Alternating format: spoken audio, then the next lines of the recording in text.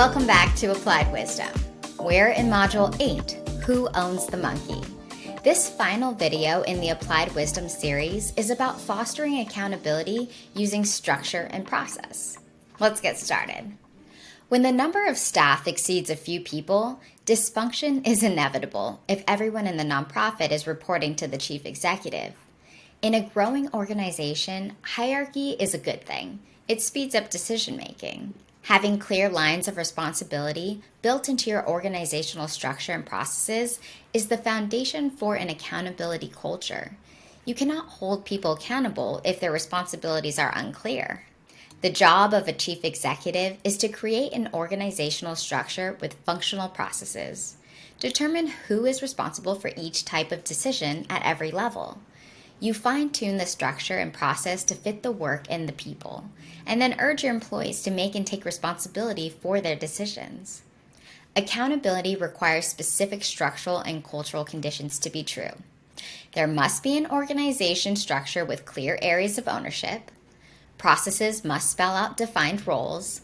Decision-making must be decentralized so it doesn't move back up to the leader. Employees must be supported in taking the highest level of initiative.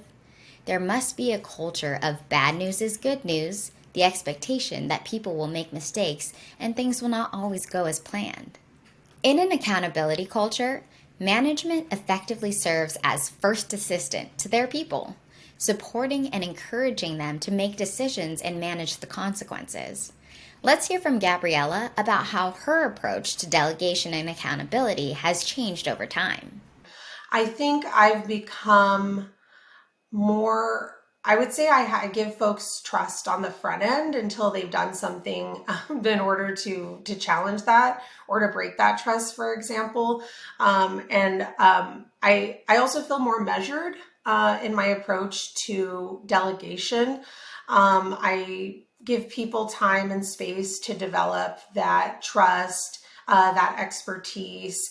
I would say I more readily gave delegation early on, and I would just delegate and kind of see where things landed. But now I'm a bit more measured in that. I like to have people prove and earn a lot of delegation tasks and kind of scale it up as time goes on and not put so much on someone's plate right away. Remember that true accountability requires clear responsibilities and empowerment. Let's hear from Michael about using organizational structure for clear accountability. You're trying to build clear reporting lines and clear chains of command, but also then make it clear who's responsible for managing the collaboration between the different parts of the organization. So I created 4 clear teams, 4 clear team leads, all direct reports to me. We meet as a team every Monday for 30 minutes to review the week and make sure the work that is happening. And really their job, as I've described it to them, isn't just to lead their team, but is to lead the work with each other. So the hardest part, I think, in any organization is how do you get different parts to work together effectively?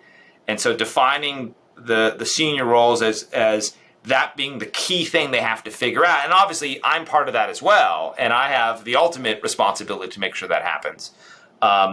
Is the approach we're using. And we're a year into it, and we're learning a lot, and parts of it have worked well, and parts of it, we're still finding ambiguity in roles and responsibility. So that collaboration piece is still really hard. And I emphasize with my team, okay, when we find those moments, it's a little bad news is good news, just to go back to that one. When we realize, we've got a project where it's not clear who should be in charge, or where we're not aligned in the way we need to be, that's frustrating, but I find those to be very clarifying moments. Like, okay, well, let's fix that, and we'll make this thing work better. And I think if people appreciate that is the actual work, I think sometimes people think the work is the task they have in front of them, and that is the work. But the work is getting all the parts to move together appropriately. When we're all embracing that as the challenge, I feel really good about where we're heading. Now it's your turn.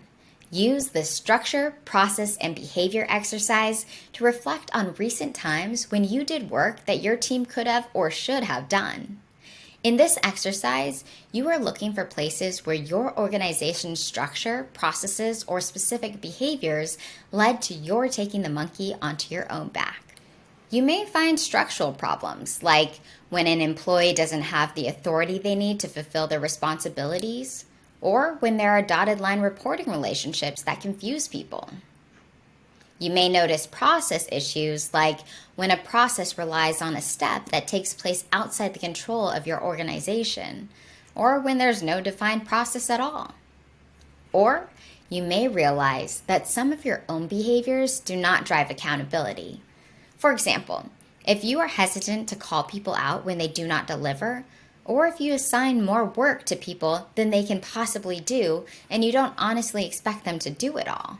Use this exercise to pick out things you can change in order to more effectively foster a culture of accountability. Using the rule of 3, pick your top 3 structural and process changes and plan for when you can make them. These structural and process changes, combined with your own practice of always asking, "Who owns the monkey here?" will build a healthy culture of accountability and empowerment in your nonprofit. Congratulations! You've reached the end of all 8 Applied Wisdom Insights, and you have built a collection of useful ideas that are immediately applicable to your leadership. Come back to these exercises and videos over time. As your leadership evolves, you'll benefit from this material in new ways. We're grateful to you for bringing some applied wisdom along with you on your journey. As Jim Morgan, the author of Applied Wisdom, likes to say, to your success.